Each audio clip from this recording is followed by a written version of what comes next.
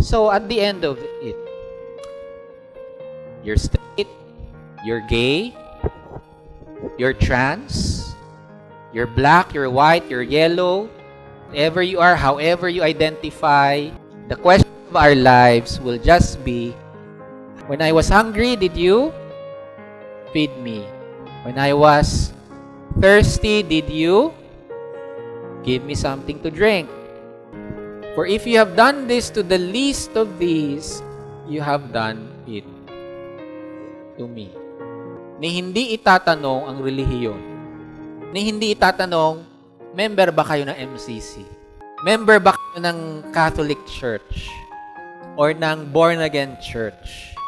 The question of our lives will simply be, how did you grow in love and service God by serving people?